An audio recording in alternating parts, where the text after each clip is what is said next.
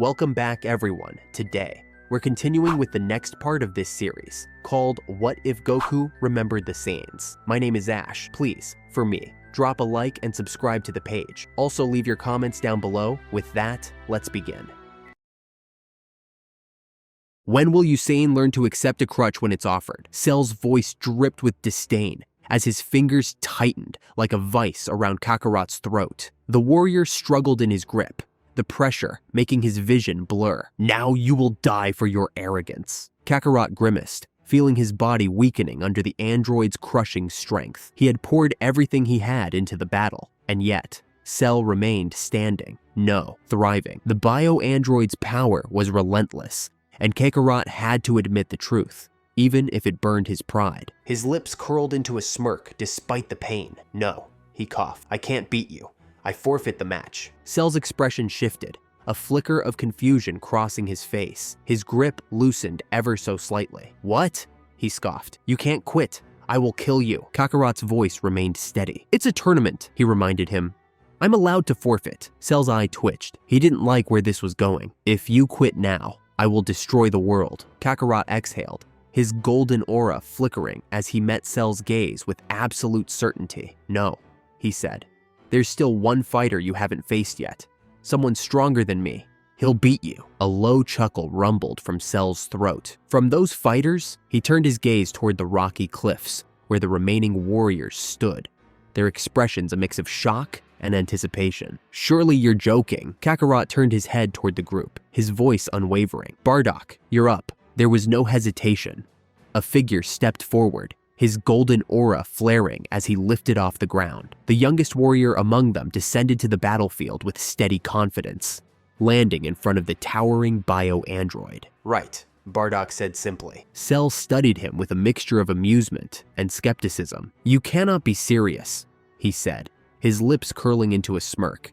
You're really sending a mere child to face me? Bardock's emerald eyes narrowed, his expression firm. I wouldn't be so sure of yourself, he replied, cracking his knuckles. My dad wasn't kidding when he said I was stronger than him. With that, Bardock reached into a small pouch at his waist and pulled out a single green bean. He tossed it toward Cell, who caught it without breaking eye contact. Then, Bardock threw the pouch toward Trunks, who caught it instinctively. You'll need that, Bardock said. Cell examined the sensu bean for a moment, then smirked. Then, this may prove interesting. Without hesitation, he popped it into his mouth and swallowed. A surge of energy exploded from within him, his aura darkening for a moment before stabilizing. The sign cells within him responded to the healing effect, boosting his power slightly beyond his previous peak. He clenched his fists, feeling the newfound strength coursing through his veins. Up on the cliffs, Krillin swallowed hard. Do you think Bardock can really beat him? Piccolo's arms were crossed, his expression unreadable. I don't know, he admitted. If Kakarot couldn't do it,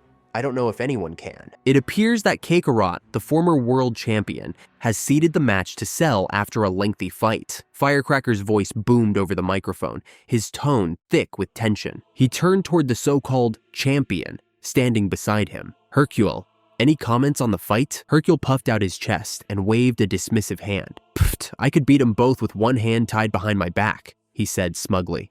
They just use cheap tricks. Firecracker gave him a skeptical glance. He had witnessed Kakarot actually land blows on Cell, something Hercule had utterly failed to do. If tricks were involved, then Kakarot's tricks were at least effective. Addressing the watching crowd once more, Firecracker raised his microphone. If our champion and former champion have both fallen, then who will be able to defeat this monster? He scanned the battlefield below, and then his eyes widened in disbelief. A boy, a mere child with golden hair, stood in a fighting stance before the terrifying android. Firecracker's hands trembled slightly as he gripped the microphone. It appears that a young boy is facing off against Cell. Is there no one else willing to step in? Why aren't the others interfering? A sudden voice answered from behind. I'll take that one. Firecracker turned to see Kakarot materialize beside him, his golden glow now subdued, as he stood in his regular Super Saiyan form. Kakarot folded his arms. I chose my son to fight Cell next. The reporter's eyes widened in shock. Why would you do that?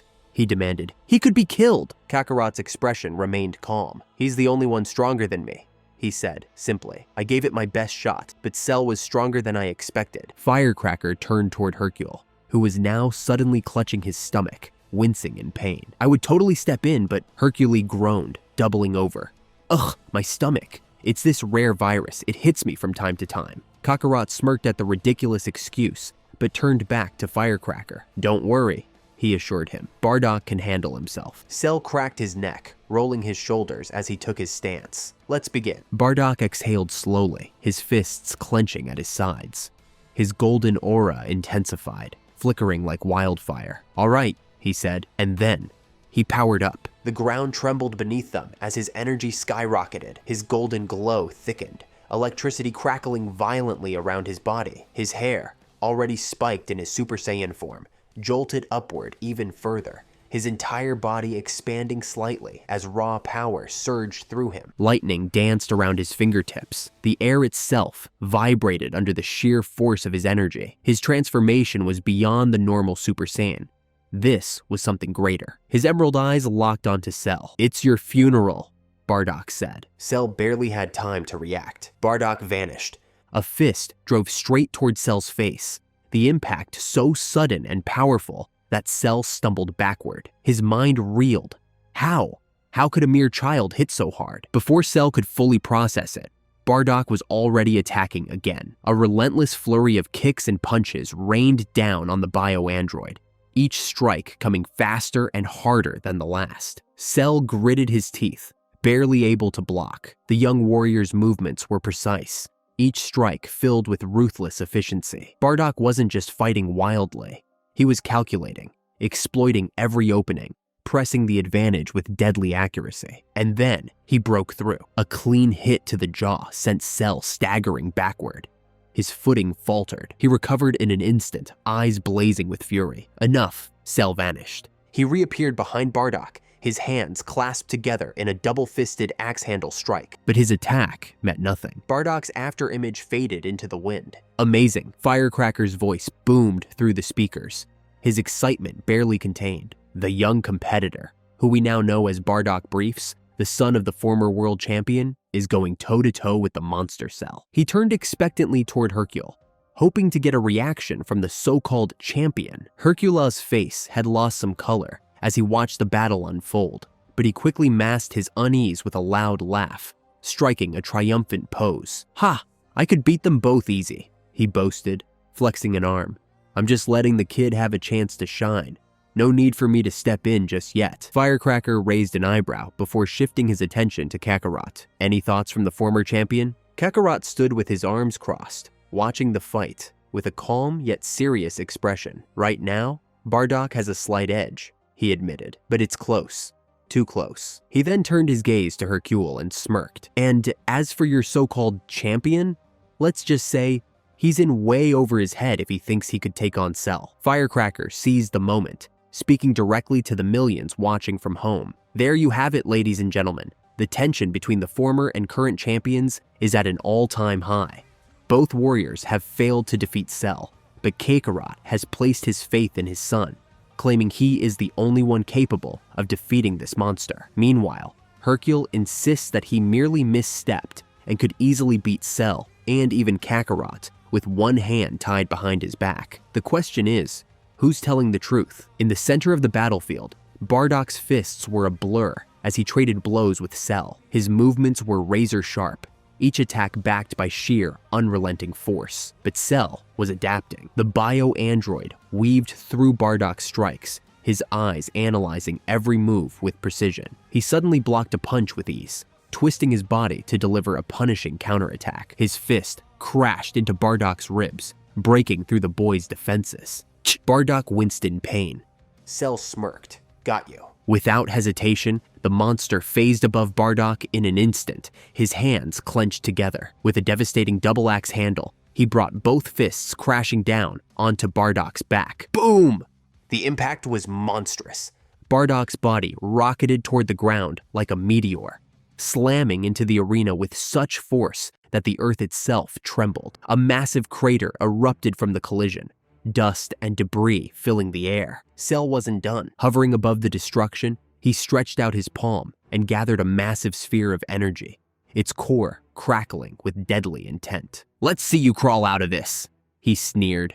He fired. The energy blast howled as it tore through the air, slamming into the crater where Bardock had landed. The resulting explosion was cataclysmic. Shockwaves rippled outward, shattering the battlefield as an enormous column of smoke and fire erupted into the sky. Firecracker's breath caught in his throat.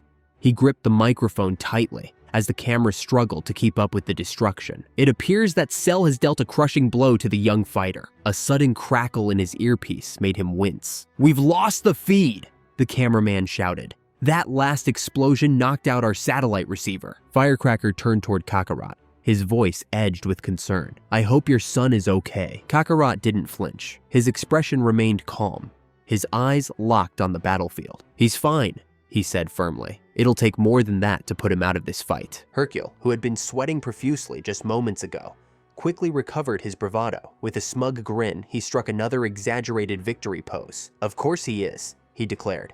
"After all, it's just tricks. I can see through all their tricks." Amid the swirling smoke, deep within the crater, something shifted. A faint golden glow pulsed through the dust, flickering like a heartbeat. Then, whoosh! A powerful gust of energy blasted outward, clearing the air instantly. Floating in the center of the crater was Bardock. His body was bruised and bloodied, small cuts lining his arms and face, but his golden aura burned just as fiercely as before. He lifted his head, eyes locking onto Cell. "Nice one," he admitted, rolling his shoulders. Cell's lips curled into a satisfied grin. "You should know by now. I am perfect. You cannot defeat me." Bardock cracked his knuckles, a confident smirk forming. "A lucky hit doesn't make you invincible." In the blink of an eye, Bardock vanished. Cell's eyes widened. "What?" A split second later, Bardock reappeared behind him, driving his knee hard into the monster's spine. Cell's face twisted in shock as the blow sent him hurtling forward, his body skidding through the air. Bardock didn't give him a chance to recover. He shot forward, closing the distance in an instant, his fists flying with rapid precision. But Cell was quick.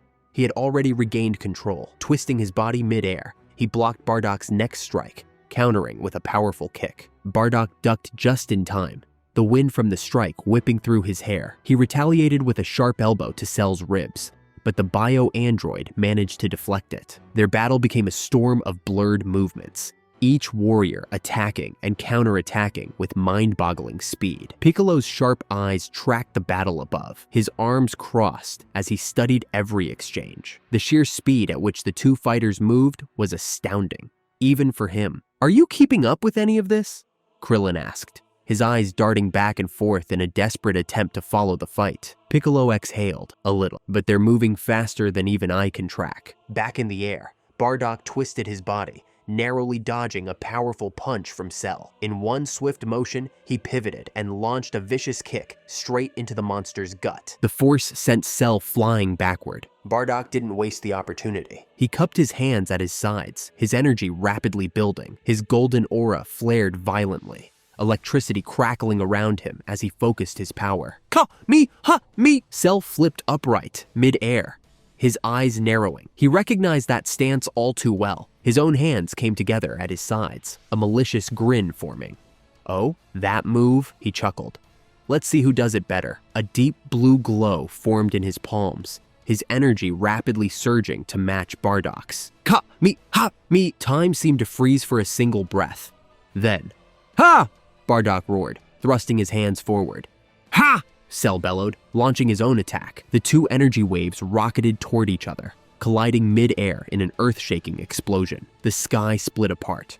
The ground beneath them trembled violently as both warriors poured every ounce of their strength into their beams, neither willing to back down. Slowly, very slowly, Bardock's energy began to overtake Cell's. His Kamehameha pushed forward, creeping closer and closer toward the bio-android. Cell's eyes widened in disbelief. Impossible! And then, boom! The combined force of both attacks slammed into Cell with unimaginable power. The explosion that followed shook the entire planet. Kakarot braced himself as the shockwave from the explosion ripped through the air. Chunks of debris whizzed past him, the sheer force of the clash between Bardock and Cell creating tremors that spread across the battlefield. Dust clouded the sky, making it impossible to see what had become of the two fighters. A trembling voice broke through the chaos. Is it over?" Hercule whimpered, His large frame crouched behind a boulder. His hands covered his head as if that would somehow protect him from the godlike powers at play. Kakarot glanced at the so-called champion and let out a quiet sigh. This was Earth's greatest warrior? If only he had been able to attend the last few tournaments. Things might have turned out differently. His sharp eyes scanned the battlefield. The dust was beginning to settle, but Kakarot didn't need to see through it to know the truth. "No," he said firmly, his golden aura flickering around him. "It's not over." As the smoke thinned, Bardock stood firm in the air, his breathing steady, his stance unshaken. And then a grotesque sight floated before him. Cell's severed head hovered in midair, his expression frozen in shock and rage. Bardock narrowed his eyes. "Looks like you lost?" But Cell's eyes gleamed with defiance. "I'm not finished yet," he snarled. A sickening squelch echoed through the battlefield as Cell's body regenerated, flesh twisting and stretching until he was whole once more. His fingers clenched into fists, his golden aura flickering violently. "I will kill you for that, boy," Bardock smirked. "You're bluffing." His sharp gaze studied the bio-android carefully. "You're losing energy too fast. You know you can't win now." Cell's body trembled, rage pouring off him in waves.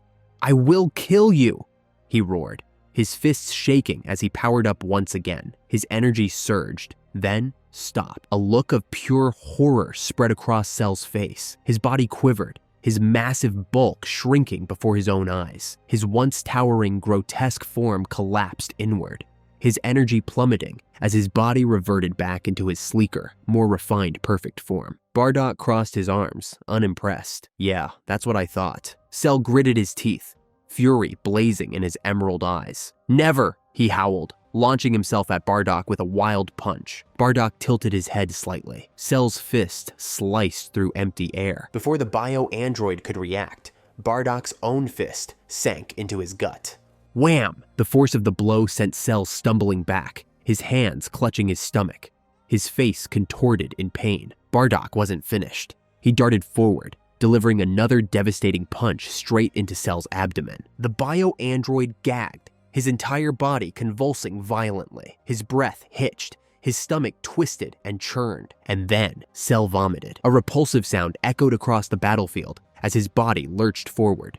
Two figures tumbled from his mouth, landing on the cracked earth below. Androids, 18 and 21. Bardock's emerald eyes locked onto them. Well. Cell stumbled backward, his body convulsing. His golden aura flickered and snapped out of existence as his form shifted again. His muscles shrank, his once perfect physique deteriorated, his power plummeting. He had reverted to his second form. The once mighty bio-android looked up, his face drained of color. What are you?" he stammered. Bardock stepped forward, his eyes cold and unrelenting. "Stronger than you." With a flick of his wrist, he raised his palm toward Android 21. A sphere of energy formed at his fingertips, its glow illuminating the terror in Cell's eyes. Bardock fired. The blast engulfed the fallen android before he could even scream. When the light faded, there was nothing left but scorched earth. "I guess you won't be getting perfect again anytime soon," Bardock taunted, his smirk widening. His hand shifted toward 18, energy crackling at his fingertips. "Now, let's finish what you started." "Wait," a voice called out. Bardock turned his head to see Krillin flying down from the cliffs, his expression desperate as he landed between Bardock and 18. "Don't kill her!" Krillin pleaded. Bardock's energy flickered, but didn't fade. "Why not?" he asked, his voice neutral.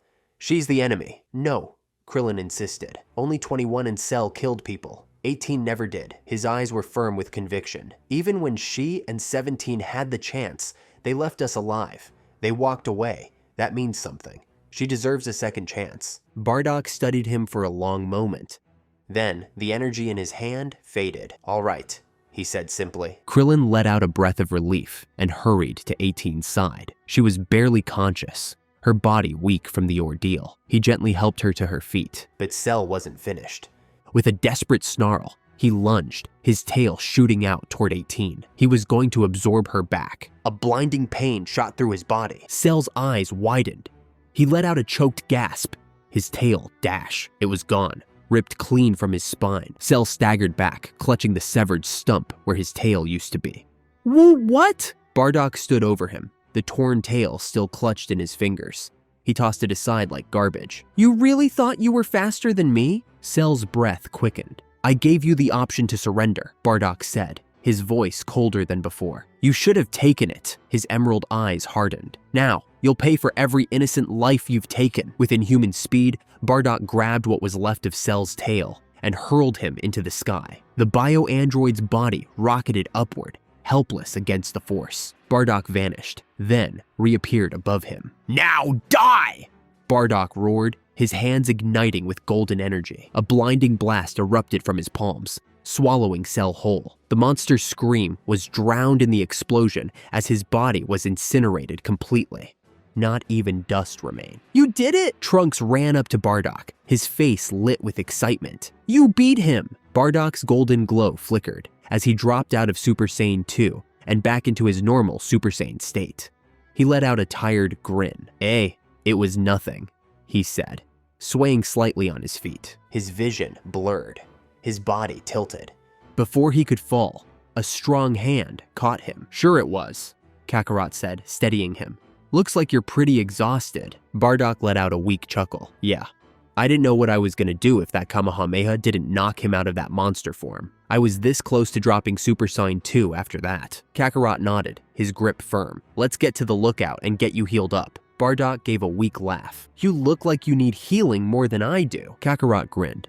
"That I do." Raising 2 fingers to his forehead, Kakarot placed a hand on Bardock's shoulder. With a single thought, they vanished. Hercule peeked cautiously from behind the large boulder where he had taken cover. His body ached, bruised and bloodied from the relentless storm of debris that had been tossed around like confetti during the battle between that kid and Cell. But despite the chaos and destruction, he was alive, and for that, he was grateful. He exhaled heavily, wiping a streak of blood from his forehead, just as he heard a groan behind him. Turning, he saw Firecracker, one of the tournament officials, stirring from unconsciousness, clutching his head as he sat up. "What happened?" Firecracker mumbled, still dazed. Hercule hesitated for a split second, but then, as if a switch flipped in his mind, his trademark bravado kicked in. He straightened his posture, puffed out his chest, and adopted a smug grin. "Ha! What happened? I'll tell you what happened," he declared, voice booming with false confidence. "I beat Cell, that's what happened." Firecracker blinked, confused. "Wait, but I thought he was fighting the former champion's son?" "Oh, he was." Hercule nodded sagely, rubbing his chin as if reminiscing. "But then I stepped in. I looked Cell dead in the eye and said, 'Enough of your tricks, you overgrown grasshopper.' Then bam, hit him with the old dynamite kick and followed up with a megaton punch. He swung his fist dramatically through the air. Next thing you know, poof, he's gone. Just like that." Firecracker's eyes widened in awe. "Whoa, if that's true, we have to announce this to the world." Hercule grinned, placing his hands on his hips. "Of course, the world deserves to know its true champion." The Z-Fighters stood together atop the lookout, their faces solemn as they gazed upon the 7 Dragon Balls arranged before them. Each gleamed with an otherworldly glow, pulsating with raw, ancient energy. The battle against Cell and the androids had been nothing short of a miracle. They had survived, but the world had suffered greatly. Countless innocent lives had been lost, wiped away in the wake of Cell's rampage and Android 21's destruction. Now it was time to set things right. Kakarot stepped forward, raising his hand. "Arise, Shenron." As soon as the words left his lips, the Dragon Balls erupted with golden light.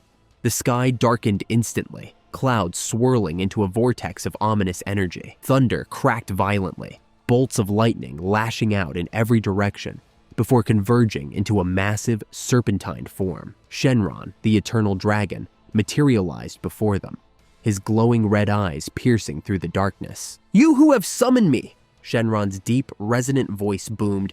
"I shall grant you 2 wishes." Kakarot wasted no time. "We wish for everyone who was killed by Cell or the androids to be brought back to life." Shenron's eyes gleamed an intense crimson. "It shall be done." A wave of energy rippled through the air, unseen but deeply felt. Across the planet, countless people gasped back to life, their bodies restored as if they had never perished. Shenron's gaze returned to them. "Your second wish?" Kakarot scratched the back of his head. I didn't really think of another one." Yamcha smirked. "Well, if we're just throwing out ideas, how about a bad wish? We could all be rich, you know. The rest of the group glared at him. Kidding. Just kidding. Yamcha quickly waved his hands defensively. Krillin stepped forward. I have a wish. Can you turn androids 16, 17, and 18 into normal humans, but keep their strength? Shenron's eyes narrowed. That is beyond my power. Krillin frowned, but quickly followed up. Then, can you at least remove the bombs inside them? It shall be done. Shenron's eyes glowed once more. A moment later, the Dragon Balls flashed before rocketing off in all directions, scattering across the earth once more. The sky slowly returned to its normal hue, and the heavy tension in the air dissipated. Celia, who had been quiet up until now, looked around in confusion. Wait, what about Nappa? I don't sense him anywhere.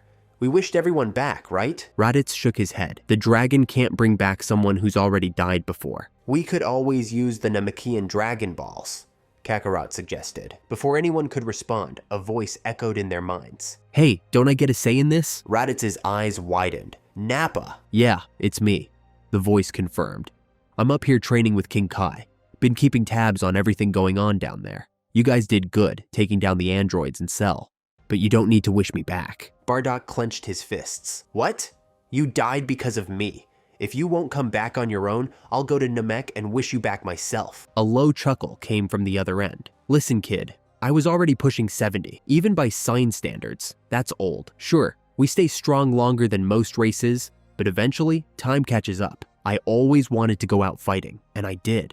Now, I get to train up here without my body holding me back. There's nothing left for me on Earth. I'd rather stay here. Bardock exhaled sharply, then nodded, even though Nappa couldn't see it. I understand, but still, thank you for saving my life back then. Huh, I knew you had more potential than I ever did, Nappa said. I'm just glad you didn't waste it. Let's hear it for the champion of the world, the hero who defeated the terrifying monster, Cell, Hercules Satan. The roar of an adoring crowd echoed from the television, filling the room. Hercule stood before a sea of flashing cameras, flexing his muscles and soaking in the applause. Click. Bardock calmly turned off the TV. He stared at the screen for a moment before his grip tightened around the remote, crushing it into pieces.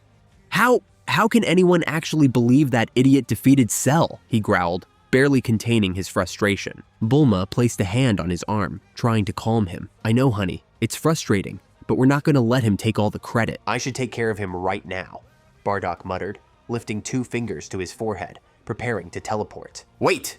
Bulma grabbed his wrist. You can't just go beat him up. That won't solve anything. If anything, we just get sued. Bardock scowled. Then what do we do? Bulma smirked.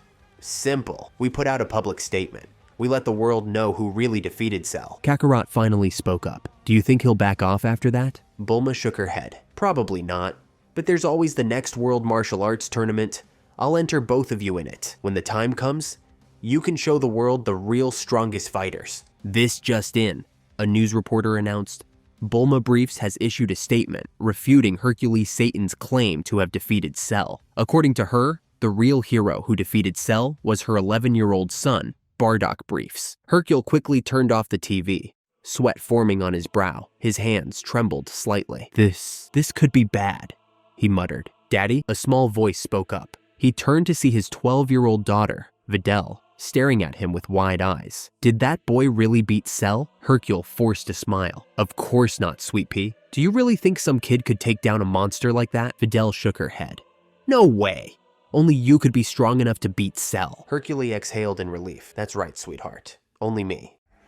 And that's it for today's episode, guys. If you watched to the end, then that could be an indication that you enjoy the series. So please leave a like on the video. Thank you and take care.